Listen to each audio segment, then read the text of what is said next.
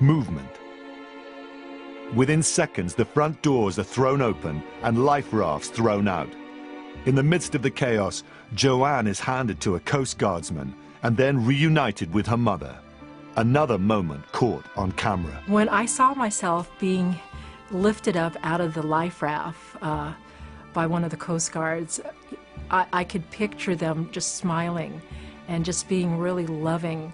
And then seeing myself on the video put my arm around one of the Coast Guards, when I saw my mother looking at me and I reached out for her, to see my mother on the video and to see that stressed look, I gotta say that just really made me think about what happened and what she had to go through.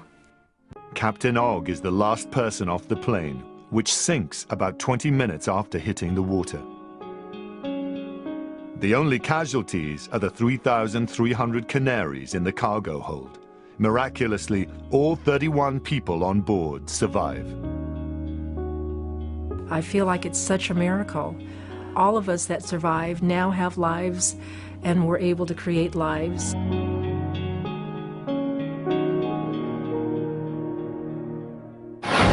It's a rarity for commercial jets to end up in the water. When they do, passengers rely on a combination of luck, skill, and good judgment in the cockpit. Experience is something you can never buy, and you don't need it often, but when you do, there's no substitute for it. What you're looking at is the most dramatic, most violent ditching ever caught on camera. It's a Boeing 767 slamming down in the Indian Ocean off the east coast of Africa. Unlike the other ditchings we've seen, this one was not caused by mechanical failure, nor by the weather, or even a bird strike. As perilous as those situations were, at least those pilots were able to do their jobs without having to wrestle with terrorists in the cockpit. That captain was under a different kind of stress than we've seen in these others. Absolutely. He not only had the issues of having to put the airplane in the water, he had people on board that were trying to kill the airplane and everybody on board with it, including himself.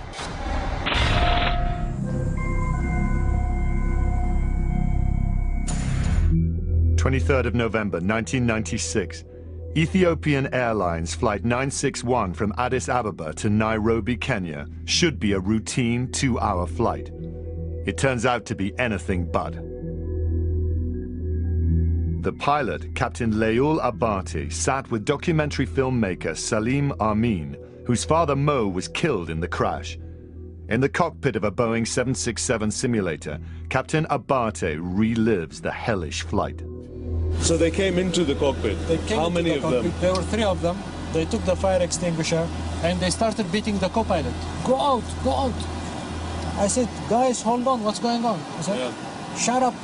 The flight is high. Claiming to have a bomb, the hijackers demand to be flown to Australia. Okay, guys, I told them, this flight is destined to Nairobi. We don't carry enough fuel to Australia. Let's land in Nairobi, we refuel, and then we can go to Australia. Otherwise, I told them it's impossible. The hijackers refuse to allow Captain Abate to refuel at cities along his route. They want him to fly out over the water towards Australia. The pilot knows they can't make it, so he hugs the coast. Then he said, why are you flying along the coast? Australia is somewhere to this direction. And I told him, okay. I turned the heading. And now this message came, fuel, low fuel. Almost out of fuel, the plane approaches the Comoros Islands off Africa's east coast. As the plane descends, the hijackers fight the pilot for control of the plane. I said, guys, this is finished now. We are all dead people now. Let me do it my way. And he said, I don't know how they did it. He disengaged the autopilot. Disengaged it? He did. From this control? Yeah, from that control. Right. Then I disconnected the autopilot. Then I had to start flying it myself. In the cabin, passengers start to panic. When the pilot first made the announcement that the plane was out of fuel in one engine and running out in the other, the plane just broke into pandemonium. And then We heard passengers in the back who panicked, and they all inflated their life jackets. They all put them on and inflated them. So you could hear this happen? You hear a little pop, pop, pop, pop, pop, pop, pop, pop, pop. In the cockpit, Captain Abati tries as hard as he can to put the plane he'd nicknamed Zulu down safely onto the water. Okay, you have to hold it, hold it, hold it. Okay, Zulu, now you're going to make it. Now you'll make it. The 767 is traveling at about 200 miles an hour, far too fast to ditch safely. But there's an even more serious problem. As this video shows, the wings are not level, a dangerous angle for ditching.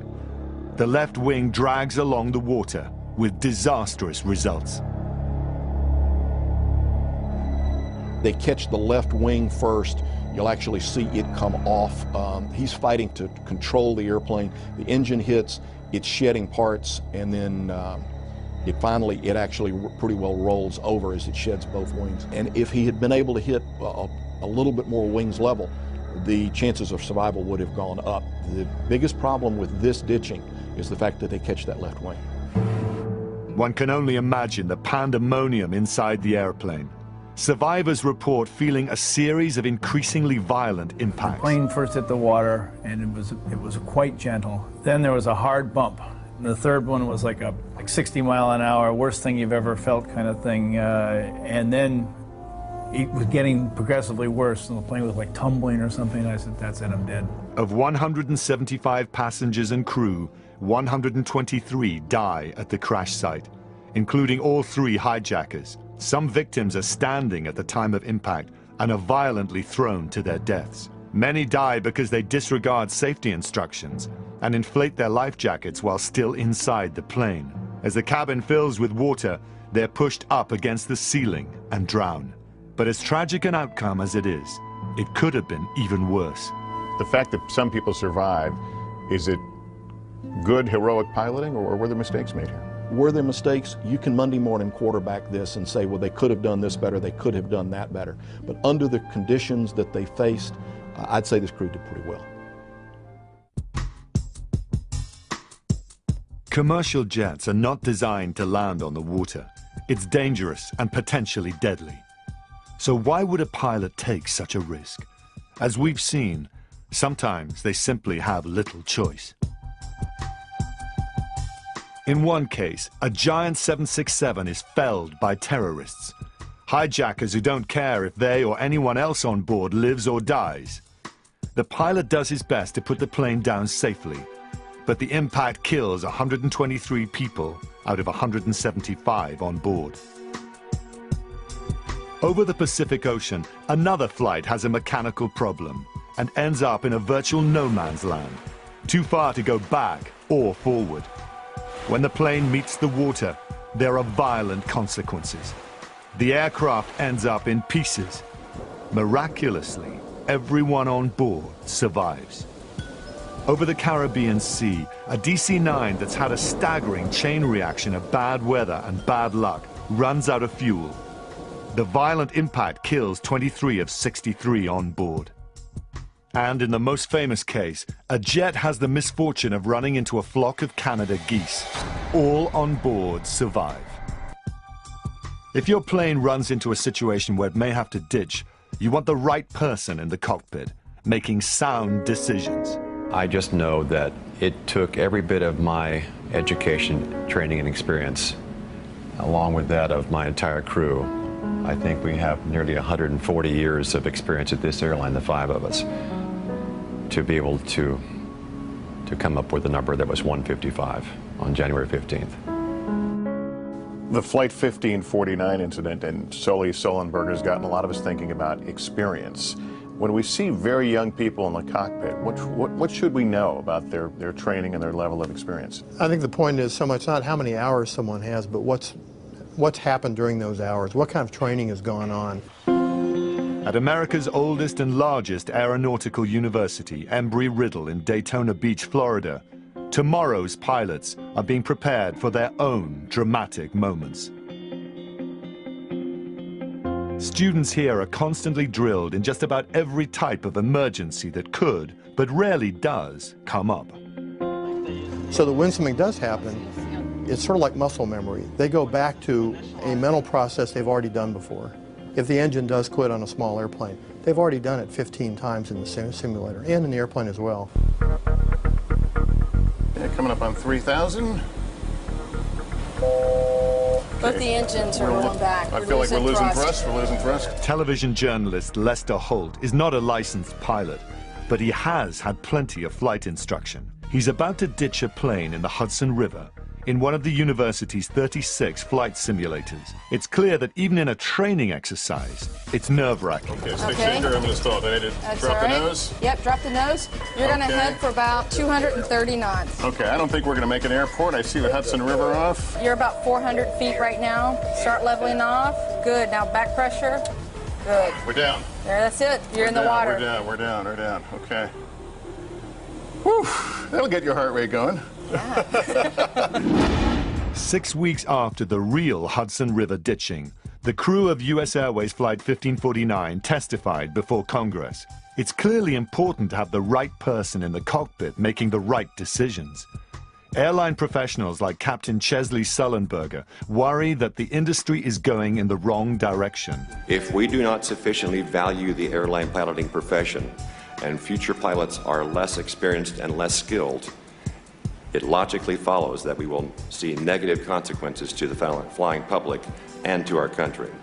With all respect to the captain, I'm kind of surrounded by a lot of young people, and they're 18 to 22 who all aspire to be at Captain Sullenberg's seat one day. I look at them at age 22. They're further along than I was, and I was a military aviator. When they get to be our age, they're going to be as good as we are, and probably a little bit better. U.S. Airways First Officer Jeffrey Skiles, who sits in what he refers to as the right seat as a co-pilot, is troubled by the trend he says he sees of less experienced pilots being rushed into the cockpit before they may be ready. When we were brought up in the industry, you started out, so you learned how to fly smaller airplanes, you worked your way up to bigger ones, but the smaller commuter jets have the exact same complexity and speeds that we fly at, but people are essentially learning how to fly in 6 months, and all of a sudden they're in the right seat of one of those airplanes. The standards that the pilots meet and the training is still set by the FAA, and everybody, of course, has to meet that. But is there a lessening of experience across the industry? Yeah, there is. And you don't find as many Sullenbergers today as you did 10 years ago.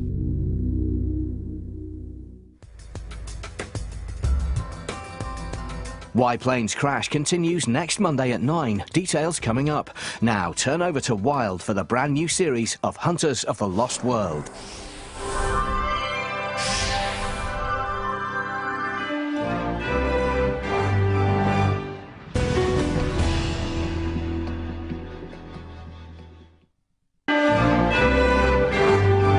Guards, I could picture them just smiling and just being really loving. And then seeing myself on the video, put my arm around one of the Coast Guards. When I saw my mother looking at me, and I reached out for her, to see my mother on the video and to see that stressed look. Movement. Within seconds, the front doors are thrown open and life rafts thrown out. In the midst of the chaos, Joanne is handed to a Coast Guardsman and then reunited with her mother. Another moment caught on camera. When I saw myself being lifted up out of the life raft by one of the Coast Guard. Passengers rely on a combination of luck, skill, and good judgment in the cockpit. Experience is something you can never buy, and you don't need it often, but when you do, there's no substitute for it. What you're looking at is the most dramatic, most violent ditching ever caught on camera. It's a Boeing 767 slamming down in the 21 people on board survive. I feel like it's such a miracle. All of us that survived now have lives, and we're able to create lives.